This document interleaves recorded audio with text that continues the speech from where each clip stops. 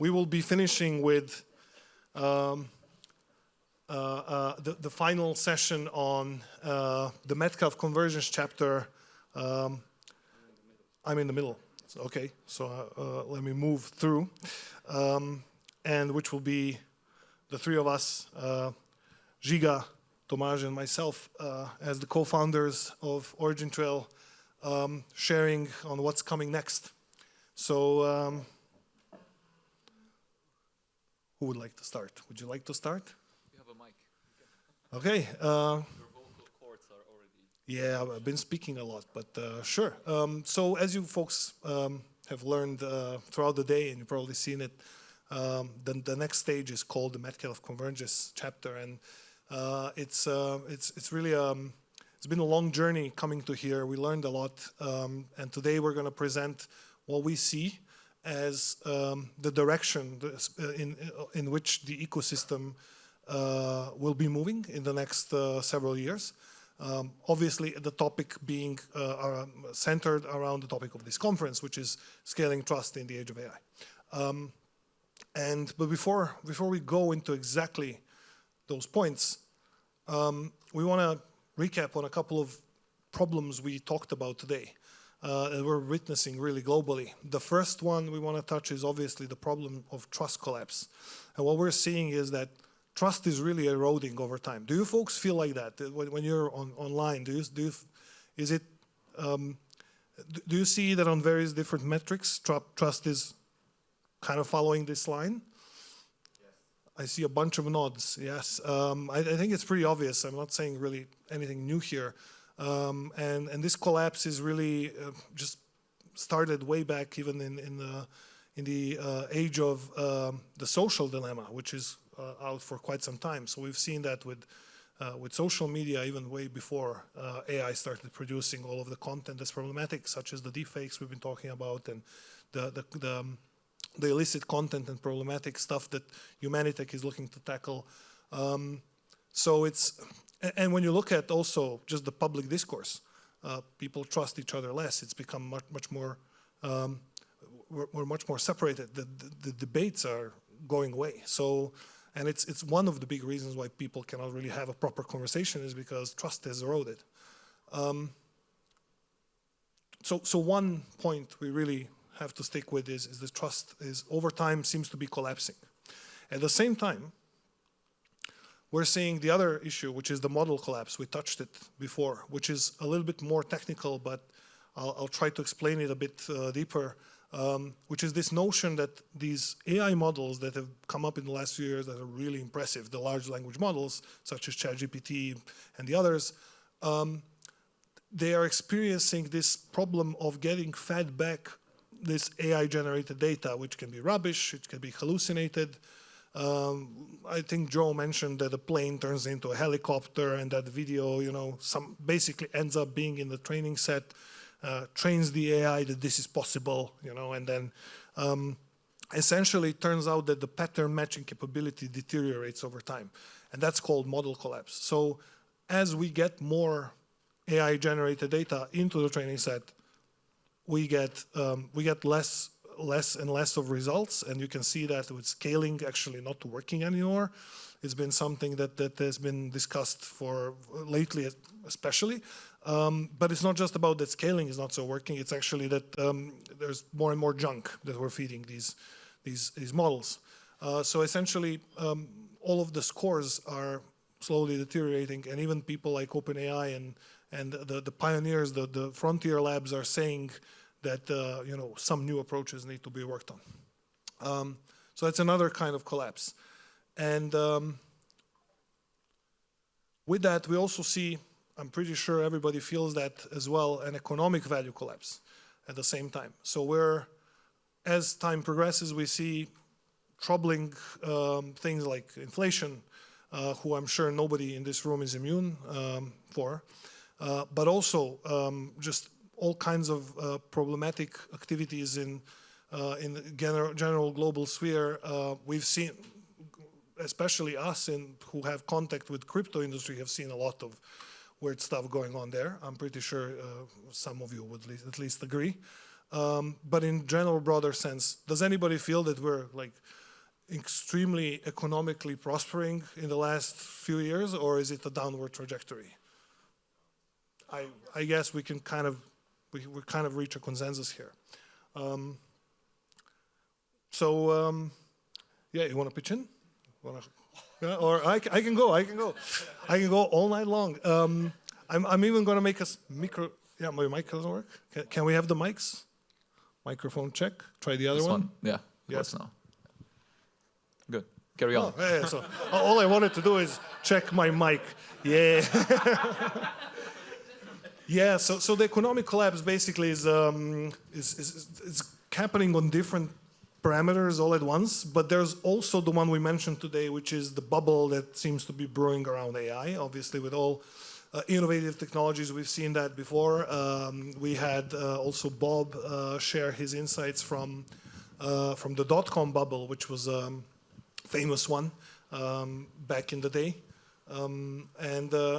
So associated to that, I'm not sure if you've seen this meme, but we're seeing some very interesting activity in the AI space where companies sort of circulate capital around. We buy our chips, you invest, and then this goes in circles, and which is exactly the activity that was happening in the dot-com bubble, and it's nothing new.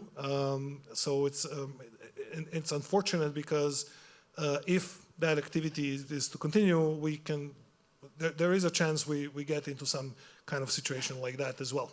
So when I'm saying economic value collapse, it's long term, it's visible, but there's a chance that there's even a worse situation short term. Maybe there's a bubble burst that just goes crazy. So with all these different parameters, these dimensions diverging effectively, going down over time, we really need to counter it. We as a community and really as builders of this new layer of the world, with a layer of intelligence that we've all been speaking about all day, we need to find somehow a way to flip the curve. And that curve needs to look like this. What's promising is we've never had the technology that we have today. There's so much to be optimistic about. And we never had the ability, for example, to map all the resources in the world in some way. That was not possible up until very recently. We never had the ability to create trusted knowledge bases and ledgers such as the ones that we've been talking about today. That's very new. The Bitcoin as a concept just launched 2008. We haven't had these LLMs, which, yes, we've been bashing a bit all throughout the day, but we're also very big fans of. We want to make sure that's also heard, where we're using them all the time. So how can we connect these things together and make them actually converge in some way where it's not a bunch of things just getting worse on all of the important societal metrics, but rather get those metrics somehow aligned. And behind this, obviously, we want to be part of that solution. As the OriginTrail ecosystem, we believe we have the right technology, the right people, both here in the audience and online following us, and those of people who are still not in the ecosystem, but will be part of it at some point in time, I'm sure. And what we really want to scale, what this metric needs to run in this upward trajectory is trust, essentially. We need to scale trust because if we do that, we're basically going to tackle the key problem that we see today. So with that, we have, with all the discussions today about AI needing memory and needing decentralization so that we don't have a ministry of truth or a company of truth, comes the idea of a large world model that AIs can not only follow, but be part of. A world model that may I interject? What's the purpose of the session? What's the purpose of the session? What is going to be the takeaway of what are we plotting on the Y and X axis? Okay, you want to say it? Go ahead. Or is it the roadmap? Yeah. Yeah. So I think it's good to explain that in advance and perhaps go into the please three I's. take over. Not sure if we have covered those. You see what's on the screen. So Yeah, but did we skip one slide? I think we might have. oh, this is the slide. It disappeared. The Okay, slide then I disappearance. wanna break your flow. Yeah, It please go. disappeared. The Yeah, okay. So the we 3i, which might help. please which now that you're in, take Yeah. over. Yeah. So what we want to show here is a concept of how we want to deal with the future challenges, as well as what we want to develop in order to counteract the future challenges. And today's presentations were mainly about how do we really enact the certain set of values that bring about more, let's say, trustworthy solutions, more interoperable solutions, and solutions that are more inclusive. What we're trying to propose here on this neat chart that helps us scale trust in the age of AI are some of the roadmap proposals that are here to basically advance the ecosystem according to three values. First value being interoperability, which basically allows us to connect where others isolate. And you've seen across the speeches today that OriginTrail really isn't used as a centralized solution, but rather a solution used to connect data sources and connect ideally data sources across single organization. So interoperability is one such important element here. The second I, which is integrity, has been touched upon today, which basically talks about us not really believing that you can have a central authority or ministry of truth, but rather a decentralized system such as OriginTrail is, that is capable of showing the users that things have not been tampered with. So this is one such element. And the third I is basically inclusiveness, which sets us apart from, let's say, the big governments which are trying to establish confrontation, basically to establish global dominance. Instead, we opt for collaboration instead of confrontation. So all of these three I's are going to be somehow reflected in our future roadmap. And this session is about talking about how the future roadmap looks like, and the future roadmap is, I can see it already. And it's the future roadmap is basically going to be organized across 6 phases. And given that we want it to be a little bit more international and not stuck in one planet or stuck in one city, in bringing about this full 2 to 3 year roadmap, we decided to name these phases within the Metcalfe Convergence chapter according to some of the biggest world's capitals. And again, going city by city, item by item in this new roadmap, structured according to those 3 values: integrity, interoperability, and inclusiveness. So that was missing, I think, on the previous slide, and it basically broke the flow. But I think it's good to set the tone that we're trying to build a future roadmap here. You want to pitch in from here? I'll say hi. How are you? No, I think the 3 I's are a mission-critical way of addressing the downward curves, right? So the eroding trust, the model collapse, and the falling economic value. If you look at what's the purpose of having interoperability, integrity, and interconnectivity, it maps out directly to kind of address these challenges. If we have something where like the trust is falling, we need certain trust primitives to scale to address it, right? Integrity, like how are we making that happen? It's going to be unveiled here.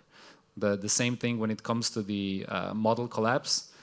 It's being trained on, the models are being largely trained on just the publicly available data, which is, if we look, and I love so many good examples today were put forward, like what's the limitations of publicly available data, but also, I think it's like a tip of the iceberg. All the good stuff is actually kind of not accessible on public internet when it comes to how you want to train your AI. So we got to figure out how we're gonna enable that, right? What's the interoperability? What's the interconnectivity that we can make that happen? And equally, when it comes to especially economic value falling, the plugs that are in the 3 companies connecting, or 6 companies connected to each other, it's like that's where our economic growth currently mostly lies in globally. And it's something we should, I guess, be aware of in a way that we need to be more, or we need to find ways of having more interconnectivity that will allow for more entities to get involved, more companies, more individuals, more, but not only involved as users, like passively, but also involved in being able to capture the economic value of what AI is promising to do. And that's, I guess, how we go from being, 6 companies game and everyone waiting for the quarter report of NVIDIA to like see what's going to happen in like if we survive the next 3 months or no, to something that's like, okay, everyone's fighting to really capture economic value because it's available to be captured. And this is like all of these sentiments have been placed on one growing concept of the world model, which is, and you'll see how it grows, but I think it's just such a, it goes back to even the question before about, what's the long-term play? How do you scale these things? And we strongly feel that the world model approach is like something that could be a very, very, very strong proposition to address all of these key problems that we're seeing currently in the world. At least offer a very, very strong opportunity to address them. Hi. that was my hello. Yes. Where do we begin? We begin where we are, I guess. So there you go. Where is it? The little one there. Yeah. Tokyo. So we begin in Tokyo, and we're gonna just pop out a couple of important topics that are going to be dominant within this area. Like Giga said, we're gonna have 6 cities that are going to be distinct phases in the development of the system over the course of the next years. And as we mentioned, interoperability being one of the key things, but also another element that we've mentioned throughout the day, and I think especially Professor Bob shared this notion of giving Facebook and Google this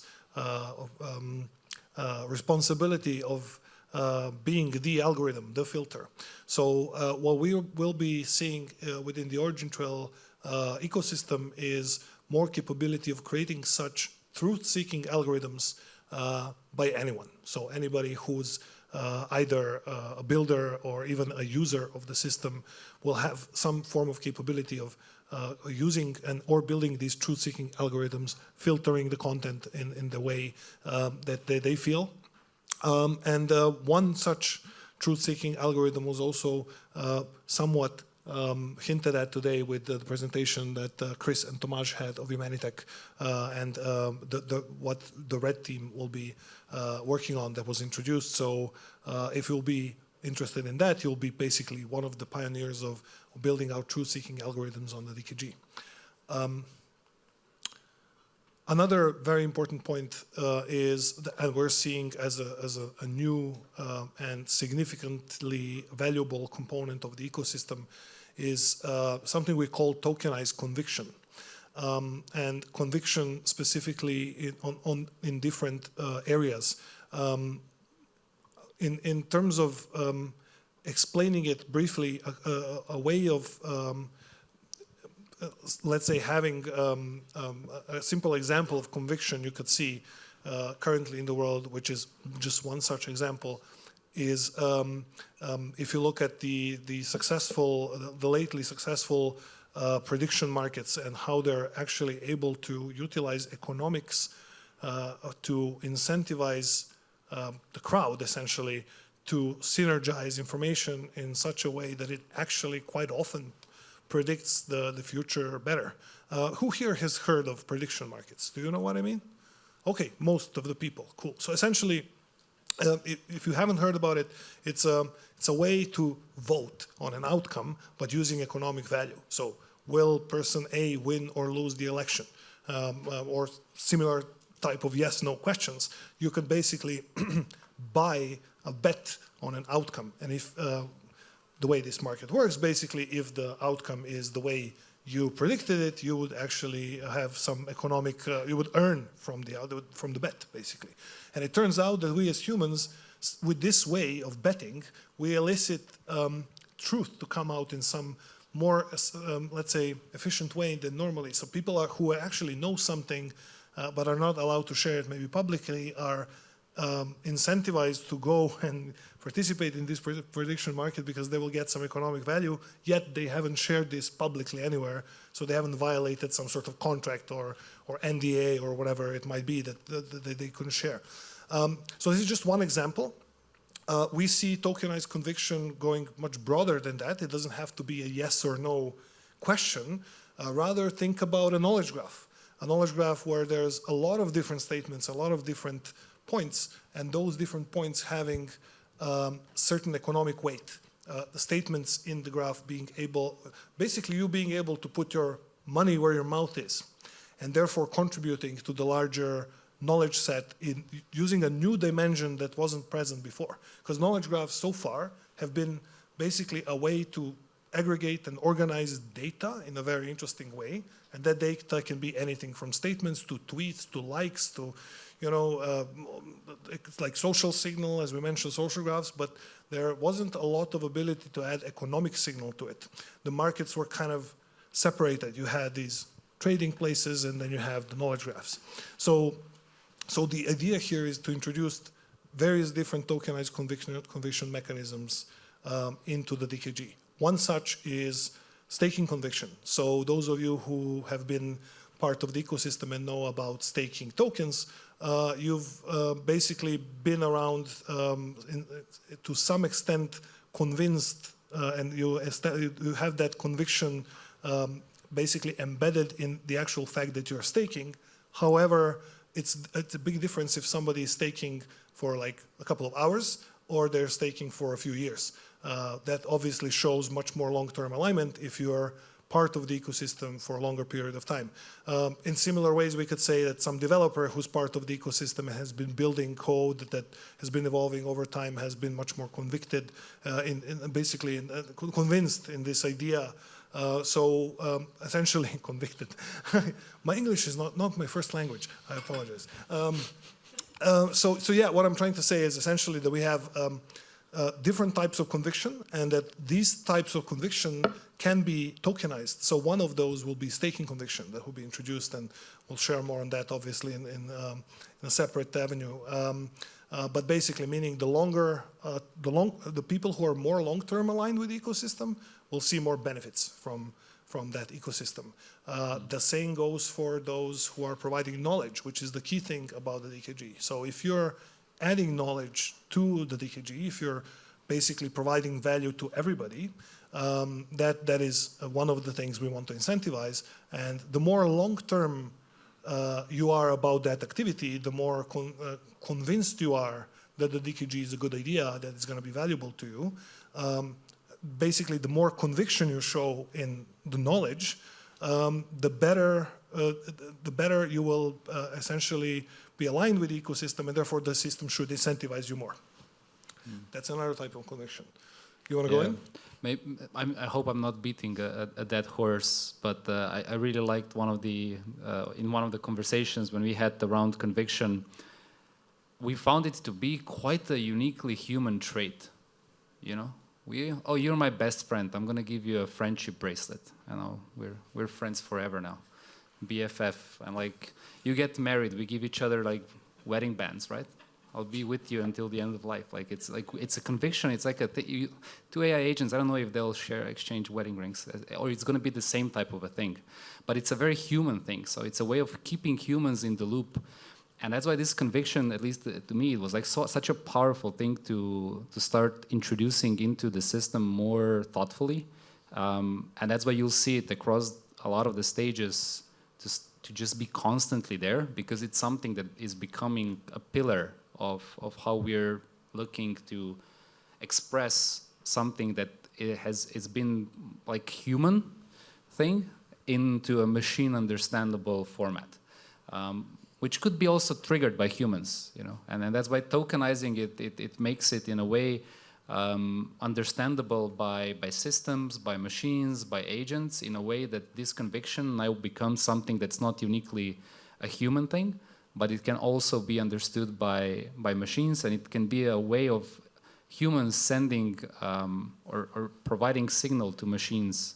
All right, I really believe this to be true, or I really believe this to be wrong, or I really trust this particular identity or this particular actor in the network to do the job super well. And I'm so convinced I want to not just support them, but support them over time, because I have conviction in that's going to happen, right? Or I have conviction in using this piece of technology for a while, and I'm willing to double down on that by putting my economic value or locking it up for a particular time in the future, right? So we're using this time element and economic value element, of course, expressed in tokens, using on blockchain, so that we could express the same level of, so that machines could understand what it means to say I do when you're standing at the altar, right? Like that level. So yeah, I think it's that's why you'll see it across the street, and I really like that kind of making it a human trait basically now available to systems. Yeah, I think it's a great analogy, because basically at least the three of us, you and I know each other for 20 years. Exactly, that's conviction. That's great, but like we're friends with spouses. Yeah, it's basically it's such an ephemeral, hard to qualify thing, but it's the most valuable things we got, really. At least that's how I believe. The people in my life are one of the most important things for me, and that's definitely a form of conviction. So I love that reference. Sorry, I interjected. You wanted to jump in? Yeah, I think the conversation flows nicely, and the question is, how do we scale the conviction? You can, have a conviction in your family circles, circles. Circus it is. Even a circus. Circus it is. Someone said that within the family there is the only place where you can have a communism, but it's very impossible to have a communism at the state level and so on, where conviction is much weaker. So what you want to have is a sustainable conviction that doesn't turn into communism, of course.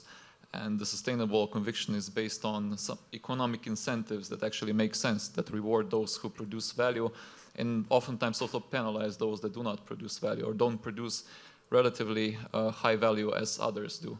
So how do we scale that? And currently with the OriginTrail decentralized knowledge graph, we're at the frontier where the conviction has been provenly growing.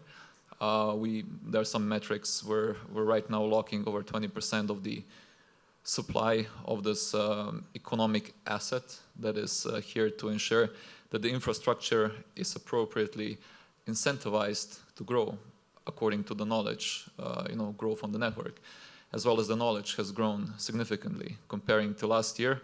Last year's DKGCon in Amsterdam, the amount of knowledge has more than 10,000x, right? So it went from, I believe, 10 million to 2 billion knowledge assets, so quite significantly up.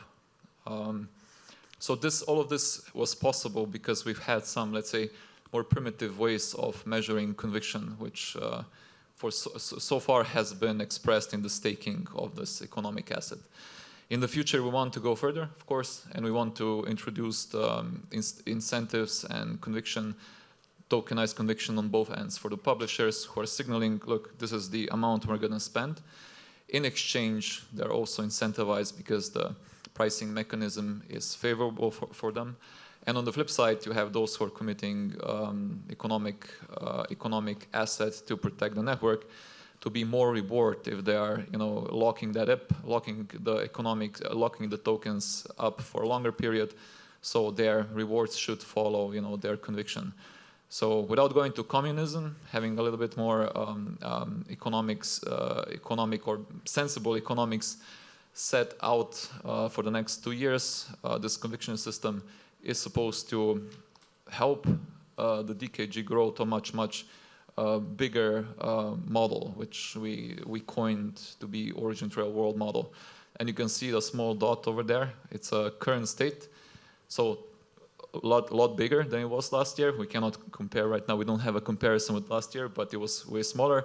But we want to grow from that small world model to much bigger.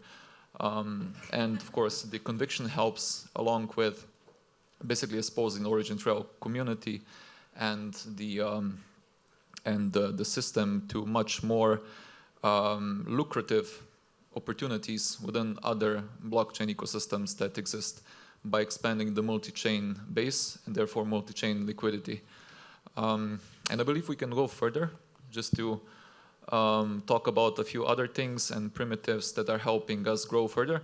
Economically, currently, most of the, let's say, economic value is locked within the infrastructure, and this infrastructure is then being safeguarded by the mass of some, I don't know, 60 to 70 million worth of US dollars locked in the system. But what we want to do here is also to incentivize not just the infrastructure safeguarding, but also knowledge production. And some of the primitives are already established through the knowledge mining and so on. But what we wanted to instill also is basically pay-as-you-go monetization of knowledge. And a primitive such as X402 helps us achieve that, which is a very important thing for the future, for the much bigger world model, because this will evolve into something even more important when we go towards Dubai and Berlin, and we're not just yet there. One important thing within this phase, and this phase basically starts today as we're concluding the Metcalfe Genesis phase, entering the Metcalfe Convergence phase, is the treasury. And we've seen quite a lot of interesting things taking shape, mostly expressed through convicted, no, that's not a good word, best described by the entities using the decentralized knowledge graph expressing conviction that they'll be using it, and they have been using it quite prominently, and they have been forming treasuries of this economic unit to be able to publish. They have been publishing, and it seems that they're already signaling that in the future they'll be publishing quite a lot. And we talked about it the last year, and this new kind of treasury that is being formed, or the Future Development Fund, was intended to catalyze the adoption and catalyze also the conviction towards those who are investing in the decentralized knowledge graph, so effectively using it and obtaining quite a lot of this economic unit, which is a track token. And according to this spirit, when they're investing and producing knowledge, they're also being able to develop the decentralized knowledge graph. Now, this is not to say that they're developing it just because they're already investing in it. This is to say that there's a treasury set aside for the entities that are already accruing and obtaining track for the future development of basically the roadmap that we're now unveiling. And they'll be able to do so with this extra kickback, is that the word, for every unit they spend relative, of course, to the total expenditures in the network by all the rest of the entities. So in a way, this is some form of a competition among the entities as to who's able and capable to obtain as much tokens from the market and then reinvest those tokens into the growth of the decentralized knowledge graph, into the growth of knowledge. And yeah, so this kind of treasury, it's called Retroactive Development Fund, RDF. Pun intended. Yeah.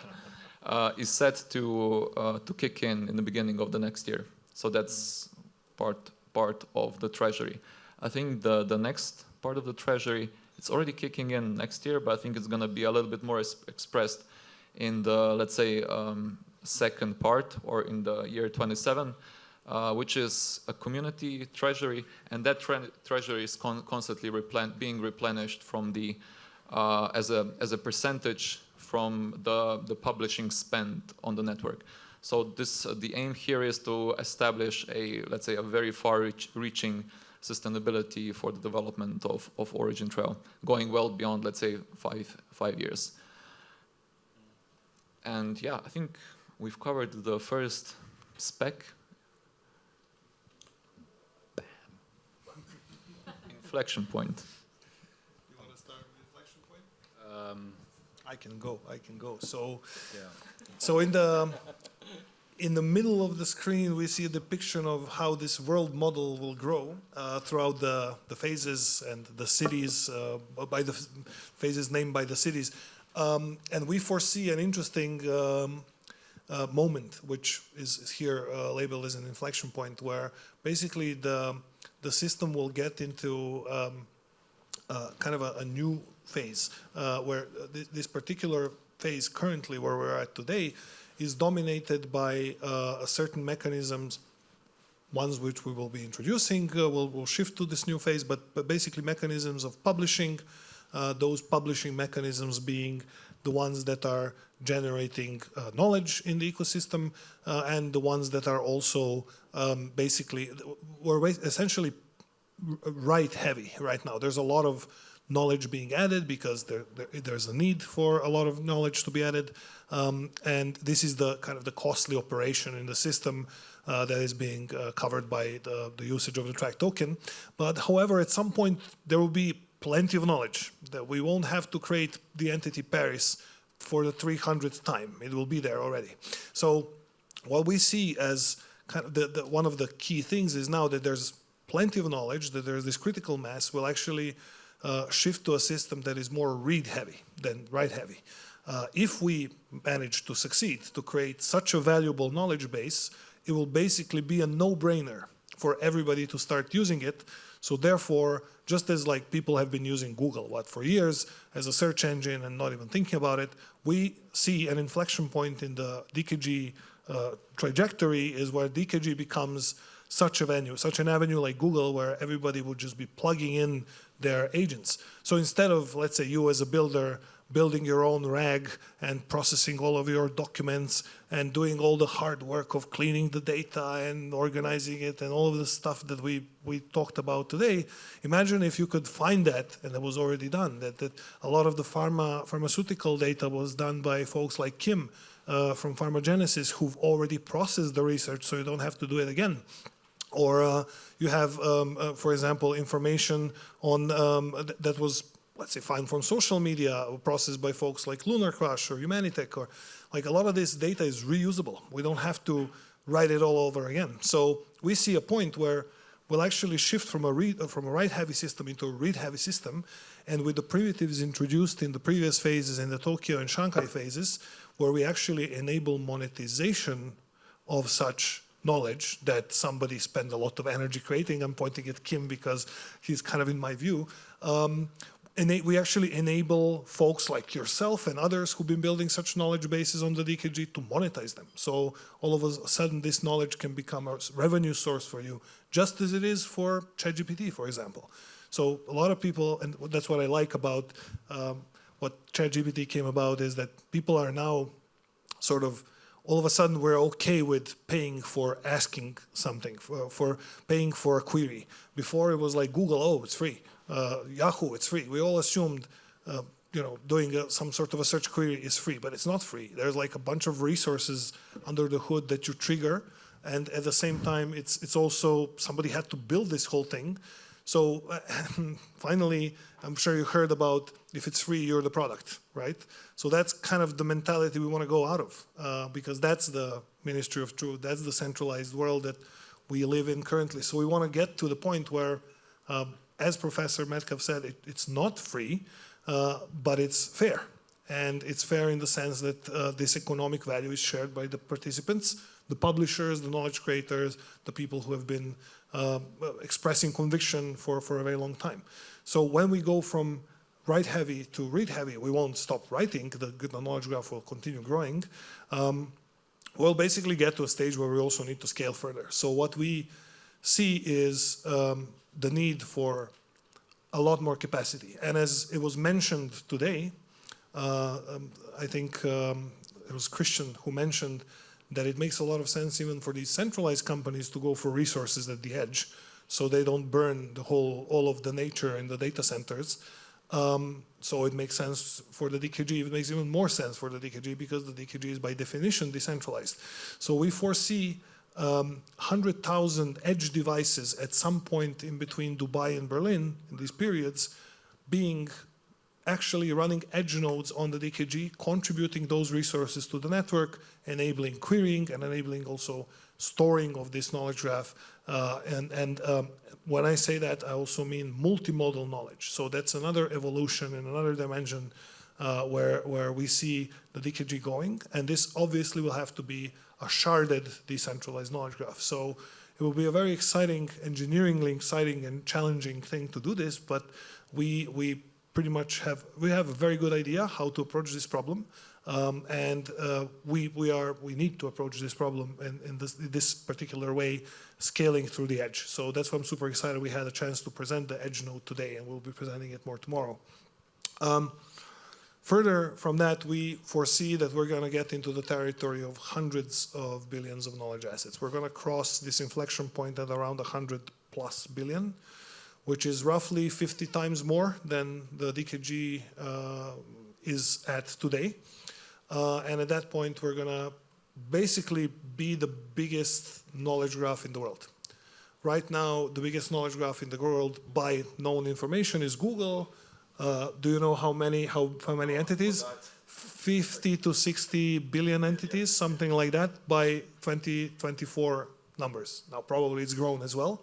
So we don't know what we don't know, and whatever is in private knowledge graphs we cannot obviously measure against. But so far we know Google is the biggest. They were even the inventors of the knowledge graph, the term itself. So when we reach this inflection point with the DKG V9, we believe we will, as an ecosystem, have built the biggest knowledge graph in the world. So it's a very interesting moment, and really, it's going to be really exciting.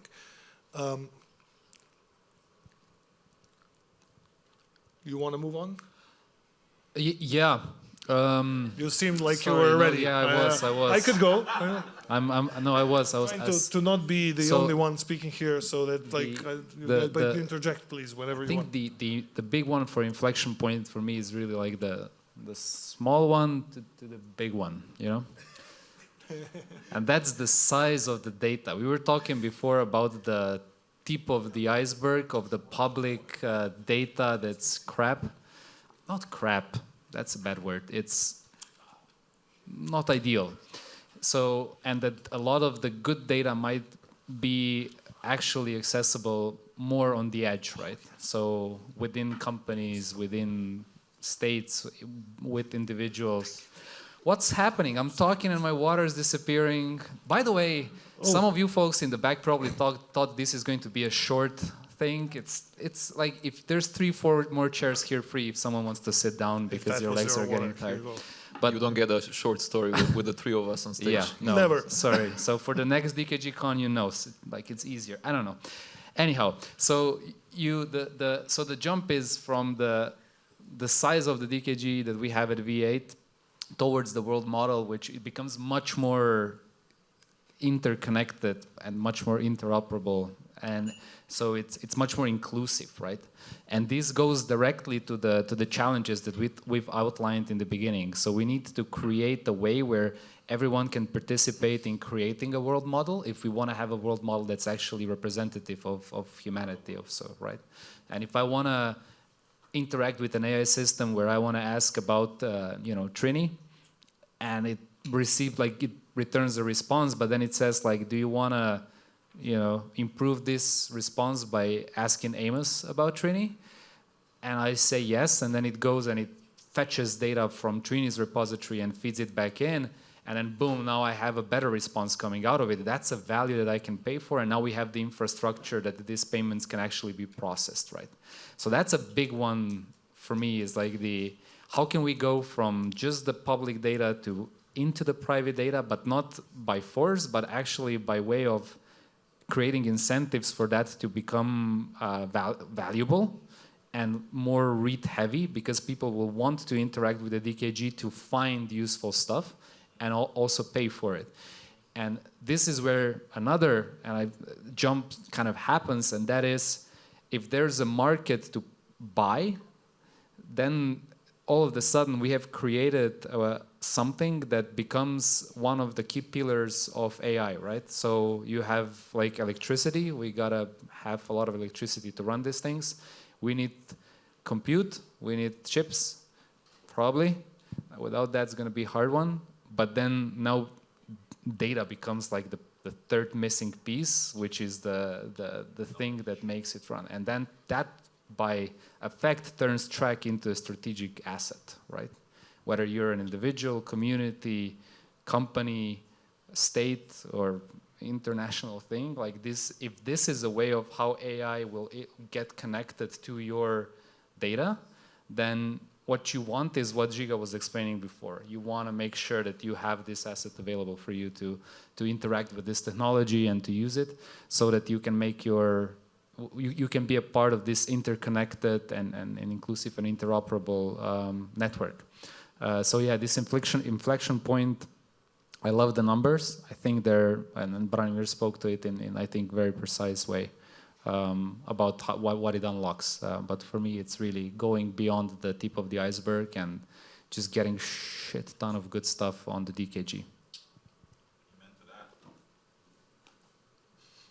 So just to finalize on this inflection point, a couple of things that I won't go too deep into, but you'll be able to see a bit more in the roadmap on the website, which is going to be available soon, is that we're going to see new ways of convictions. Prediction markets are something that we see are going to be very interesting innovation. It's at the beginning right now, so it's very messy as any innovation, but over the course of time, we think that they would be something that people would likely want to integrate into their knowledge bases in some way. And so as an ecosystem, we should provide ways for that to happen. We're not saying you must use prediction markets, but it's something that is a new source of knowledge that we didn't have before. So it would be very opposite of the principles particularly the principle of inclusiveness, from us to say that oh, you should not use prediction markets. So from that standpoint, OriginTrail is going to also go into that direction. And then one important element to it is, when I say read heavy, write heavy, people usually think of knowledge graphs as, read means I'll do something like a Sparkle query, which absolutely, yes, it's something that will be available for a very long time, perhaps cipher queries as well, and through using something like what Charlie today presented as the One Graph initiative by Amazon, which is really interesting. But what's even more exciting than directly querying the database, which kind of requires you to make a query, it will really be AIs doing these queries. And essentially, just as you're asking ChatGPT to make some sort of inferencing for you, some conclusion, the idea here is that we essentially enable monetizing such inferences at the protocol level. So that's something that currently is not present at the protocol level and on the DKG, because again, we focused on the write-heavy side, as that is the primary objective. So monetizing writing is the name of the game, but at some point there will be so many queries across so many devices, and those devices won't be just plugging into the network for no reason. They would need to be compensated for that energy and processing cycles that are being spent for inference and reasoning. So the reasoning, such as the ones we introduced previously. So those are just some broad areas that we see are very powerful, that will be dominating this period of DKG V9. But ultimately where we want to get is to such a big world model that is bigger than it can basically fit on this slide. And that is, it's kind of outside for a reason, because it really cannot, we see that, yes, we will become at 100 billion knowledge assets bigger than Google perhaps, but knowledge in many ways will continue to grow, and with the acceleration of, if you look at historically, you can go even a few centuries back, all the way from the Dark Ages and the Renaissance, knowledge has been consistently growing. And we foresee that growth to continue. So we will basically enter the final part of the Metcalfe Convergence chapter, which is exemplified by the two last of the cities in this timeline, Nairobi and New York, and that will be the domain of version 10 of OriginTrail, where it actually reaches the proportions where it can act as an active world model for AI. And if you haven't heard about this term perhaps before, it's a very interesting concept. It's been talked about by major AI researchers, including, for example, Jan LeCun from Meta, who is also Turing Award winner. We like to quote Turing Award winners if you haven't seen, and bring them to our conferences. Thank you again, the Professor Bob Metcalfe, that you came to this conference and helped us grow the ecosystem over the years.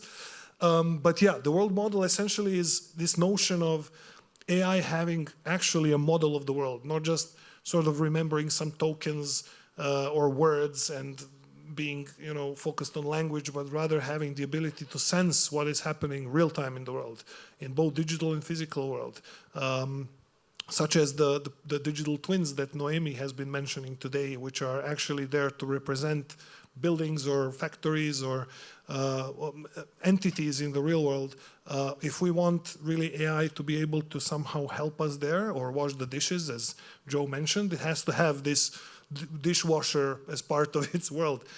So I obviously butchered the term a little bit. You can go deeper, and then some people have defined it a bit more precisely. But the notion of the world model is really what is necessary for AI to go where we would like it to be reliable and useful, and to help us in things that we would, as humanity, like it to help us. And for that, it has to be big enough. It has to have real-time capability. It has to have the right structure, and essentially with that, with those prerequisites, we're going to get into the V10 phase of the roadmap, where we will be building OriginTrail as kind of the world model. So at that moment, we'll be sharding the intelligence essentially across more than 1 million devices. So at least a 10x factor over the V9. And we foresee 1 trillion plus entries, or rather entities, not just entries, in the decentralized knowledge graph, which are called knowledge assets, which are, because they're ownable entities, right? With that comes a need for obviously having certain reputational capability for sources of information, both on the device network level. The source packets that Bob was talking about is kind of an historical notion of that idea. In the future, in the roadmap, we will see that across any device, reputation across devices, reputation across sources. That will be something that you could build on top on the DKG. And last but not least, we expect to see a lot of, as we've seen over the years, a lot of horizontally scaling and having adoption across many different verticals in this V10 phase, because we will be able to have incredible new capability that with this amount of knowledge we couldn't ever do before. There's details to this roadmap that involve how exactly this is going to be built. I didn't want to go into the technical details, especially here, because I would probably bore a bunch of people to death who are not so technical, but that will be obviously spoken about, and we also invite you to participate in that discussion and to share your ideas. There will be opportunities to participate in testnets and RFCs as before. So as an open ecosystem, an open source ecosystem, all of these things will stay true, and I hope will be even further developed over the course of the Metcalfe Convergence phase. And having that said, I think I've been speaking a lot. Does anybody want to pitch in, or maybe want to? Yeah, you want to go first? Yeah. I mean, I don't want to kind of revert too much, but I did wanted to touch upon the world model as a concept, maybe just high level. I really like it it's a very humanized word. If I tell you a world model, I think everyone will picture something in their mind, which will not be likely the same as what the DKG V10 is going to end up being. But conceptually, it's not going to be miles away. You know what I mean? I think it's such a... for me, it feels a very much a humanity, kind of like humanity-aligned goal that we should all sort of inspire for. And it should be something that we have like a digital representation of what's around us, where we can have our say and our participation in, like it's a big globe. It's bigger than this one, and here's maybe some supply chain stuff, and there's gonna be Oxford Parma Genesis doing their stuff, and then there's Amos Music happening, and oh, this is beautiful, right? And it's Ljubljana, and we're all here, and we're participating, and that's going to be a part of the world model, hopefully, somehow.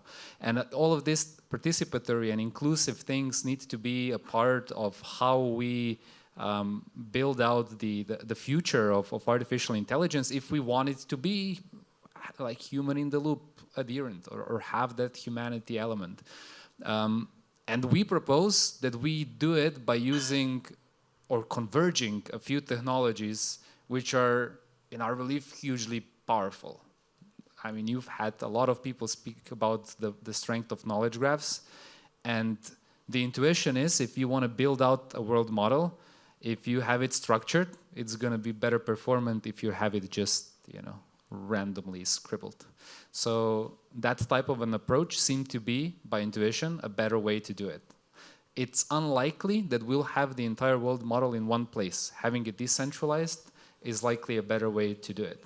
So it's an accumulation of best practices over the course of the last 10 years, 15 years that we've had working to come to this point of V8 and looking forward to V10, which aligns it perfectly with what are the requirements of artificial intelligence so that we can have human-in-the-loop systems. And we've mentioned a lot of different concepts over the course of this hour that we were going through the roadmap, and you'll find many more of them when you go and kind of deep dive into it, point by point. But as a concept, as an aspiration for all of us to stand behind and being a part of creating a world model and co-create it, because maybe your vision of what you think when I say world model might be actually a better outcome. And it should be a part of how we're thinking about UKG V10. So this is not a, something that is kind of like a very, very top-down thing. It's world model by definition should be a bottom-up thing, including how we're going about building it and how we go about adopting it and how we go about creating convictions around it and so forth. So yeah, I think that's again during the conversation over the last months, I think the world model concept was it's like a warm and fuzzy feeling inside, and I hope that part of it resonates with you as humans. But at the same time, we need to make it in a way that it's representative and useful for machines, so that we can then reach all the targets that we've set for. We have a typo. Of course, it's not 1 million devices. This is nowhere near enough. It's three zeros are missing, of course. So yeah, it should be 1 billion. Yeah, sorry about that. Millions and billions. Oh, yes. They get caught up very easily, and even 1B is likely. Looking like conservative, probably, given how many devices are out there and that the DKG should be very much present at the edge, including your phones, laptops, and so on and so forth. So, yeah, and because that is how the world model should be created. Žiga, maybe if you want to add anything to this monologue on. I think you both very nicely described the entire trajectory from the current state of the art, and every step, there are many small steps in between, of course. It seems like 3 giant leaps and that's it. There are many steps that we're taking together, and OriginTrail has been developed together with companies using it, organizations coming together. And during doing so, we actually found some of the hurdles, and by actually doing something concrete in the market, we managed to build what we currently have. So certainly then extrapolating that into the future, there will be many steps which are already being undertaken by the sample of the great speakers that you have heard from today and many others. And we're basically attacking challenges on a weekly, if not even daily basis when it comes to scalability, and when it comes to also bringing larger economic value to all the participants, as we all grow stronger in this and as we scale trust in the age of AI. And thus, we're also closing the Metcalfe Genesis phase and entering the Convergence phase, which is going to be great. Well, this could be a happiness because we're concluding the presentation, so we can have a beer. Yeah, we appreciate your scrutiny. We're going to do this together. Again, there are a few very important values in our ecosystem: inclusiveness, integrity, and interoperability. So doing things together, collaborating instead of competing. Surely we will learn a lot during this journey. And yeah, as it has always been, let's trace on and let's bring this ecosystem into the new chapter, Metcalfe Convergence chapter.